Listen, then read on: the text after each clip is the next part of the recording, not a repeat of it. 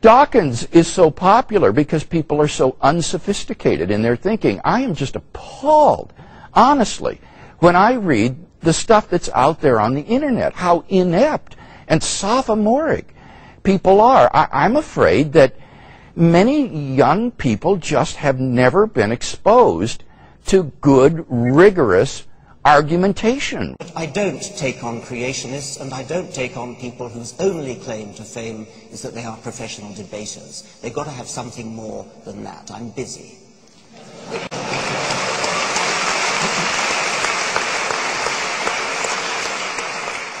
In God there are three persons in one being. Fulfillment of human existence. It is in fellowship eternally with God, the source of infinite goodness and love, that the true fulfillment of human existence and freedom is to be found. How does a man go to a lab all day and then at home go home and believe in the talking snake? How do you explain that?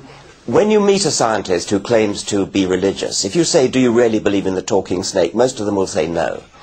Most of them will be religious in a much more nebulous sense than that. They'll vaguely believe in some sort of maybe spirit that motivates the universe or something like that. They won't really believe in all the details in the book of Genesis.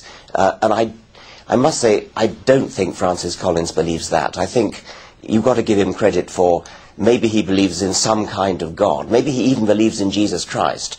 But I don't think you'll find he believes in the talking snake. I interviewed him and he absolutely does. But that's okay. Look, in that case, he goes right down in my estimation. He's not a bright guy. That's second. In fact, your existence on atheism is objectively meaningless. So that's the distinction that I was making. Again, it's between objective and mere subjective illusion. We don't particularly welcome the idea of the annihilation either of ourselves as individuals. The party will go on and will have left and we're not coming back.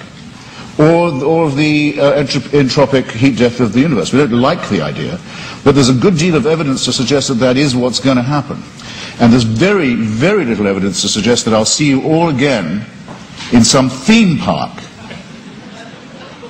One nice and one nasty experience. There's absolutely no evidence for that at all. So I'm willing to accept, on the evidence, conclusions that may be unwelcome to me. I'm sorry if I sound as if I'm spelling that out, but I will. Anyway, I've for once departed from my usual rule, and my publisher persuaded me it was a good thing. So I said, all right, I'll do it. And then the next thing I knew, Kirk Cameron had withdrawn. Maybe he had a very good reason. I'm not saying anything. But more seriously, why would I decline to debate with creationists? Would you, if you were a geographer, agree to have a debate with a flat earther? There comes a point when you have to say you are, by agreeing to appear on a platform with somebody like that, you are giving them status. If a real scientist appears on a platform, if, say, a reproductive scientist appeared on a platform with an advocate of the stork theory of...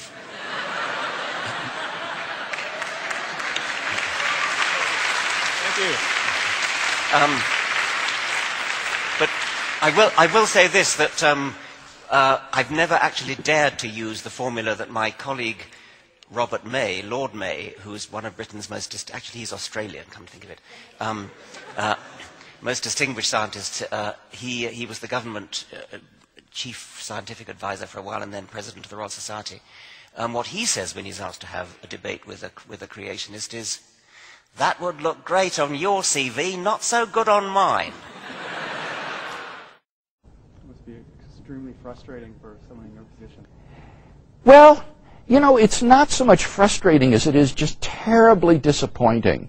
I've started a website this last year called reasonablefaith.org, where I furnish all kinds of material on the defense of Christianity free of charge for folks on the internet. And I must tell you, I am just flabbergasted at some of the silly, ignorant responses to this material. I try to anticipate what would be good objections to my arguments, how one might respond and then answer them in advance. But what I found is I cannot anticipate the irrational, absurd, ludicrous responses to my arguments that many people think are just devastating knockdown responses, so that it's become just impossible to anticipate some of the responses to these arguments. Because it's ridiculous. It's just ridiculous.